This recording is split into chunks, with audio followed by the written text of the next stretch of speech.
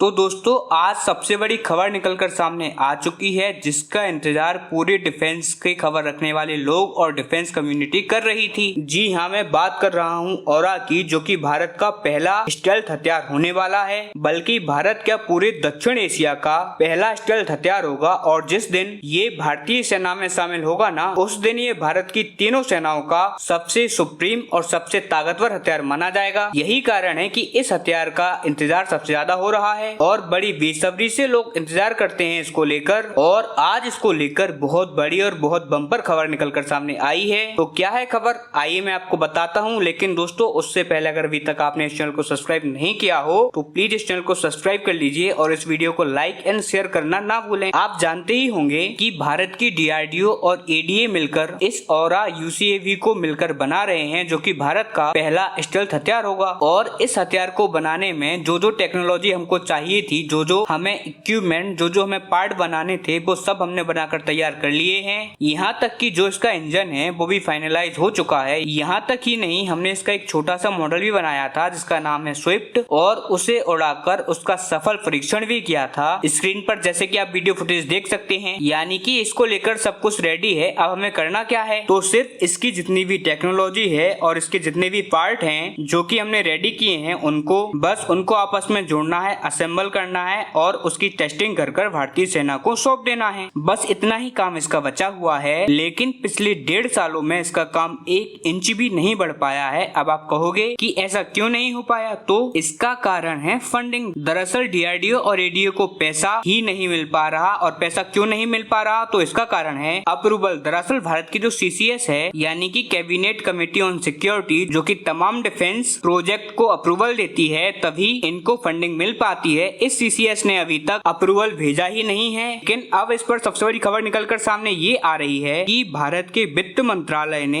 एक special committee गठित कर दी है, जो कि इसके सारे के सारे प्रपोजल को एनालाइज कर रही है। और अब ये कमेटी सब कुछ एनालाइज करने के बाद प्रधानमंत्री की अध्यक्षता वाली CCS कमेटी के सामने इस प्रपोजल को रखने जा रही है। और जैसे ही proposal cabinet committee on security के सामने आएगा, उसी दिन एक ही दिन में इसको अप्रूव कर दिया जाएगा। और जैसे ही अप्रूवल मिल जाएगा तो बताया जा रहा है कि कम से कम 5,000 करोड़ रुपए एमका के लिए तुरंत रिलीज होंगे। और इसके तुरंत बाद हमारे हथियार की मैन्युफैक्चरिंग शुरू कर दी जाएगी। और मैन्युफैक्चरिंग होते ही जैसे ही हमारा पहला ऑरा तैयार होगा, इसकी टेस्टिंग शुरू हो जाएगी। यानी कि टेस्टिंग का काम भी जल्दी शुरू हो